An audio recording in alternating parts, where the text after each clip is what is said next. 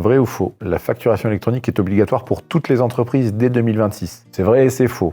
Pour toutes les entreprises, elles doivent recevoir en 2026 et pour les plus grosses, elles doivent aussi pouvoir envoyer. Un micro-entrepreneur peut récupérer la TVA. Oui, s'il se soumet à la TVA. S'il n'est pas soumis à la TVA, il paye TTC, il encaisse TTC, il n'y a pas de notion de TVA. Par contre, s'il se soumet à TVA, donc il va facturer avec TVA, mais quand il va payer ses fournisseurs, il pourra la récupérer. Les locations Airbnb sont de plus en plus taxées, vrai ou faux? Alors c'est vrai sans être vrai. Les taxations sur les plus-values qui ont évolué, c'est la difficulté de pouvoir faire du Airbnb qui a évolué, c'est le fait d'être soumis à des cotisations sociales quand tu dépasses certains seuils, alors qu'avant tu étais soumis à la CSG qui a évolué. Donc c'est un peu vrai sans l'être, mais ça viendra, hein. Ils sont clairement en train de taper dessus. Créer une holding permet de ne pas payer d'impôts, c'est faux.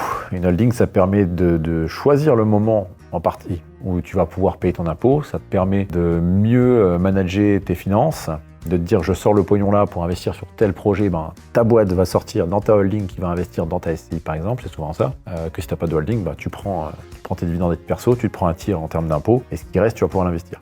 Le holding c'est un outil patrimonial, ça limite l'impôt potentiellement immédiatement et à un moment tu payeras. Les charges sociales des indépendants ont baissé en 2026, vrai ou faux?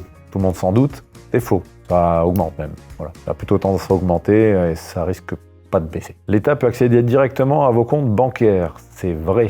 Ils font des demandes aux banques, les banques répondent, ils ont tous vos relevés. Le jour où vous avez un contrôle, tentez pas de maquiller les comptes, quoi. Ça sert à rien, ils les ont. En général, si vous posez des questions, ils ont déjà les réponses et ils ont accès à vos comptes bancaires. Ils ont accès à tous vos comptes bancaires français. Les banques les leur donnent. D'ailleurs, ils ont même accès, pas qu'à ça, ils peuvent contacter vos fournisseurs, leur dire merci de me donner le grand livre de telle personne, donc vous. Si vous ne me répondez pas, vous aurez 10 000 € d'amende. Je peux vous assurer qu'en général, on donne les papiers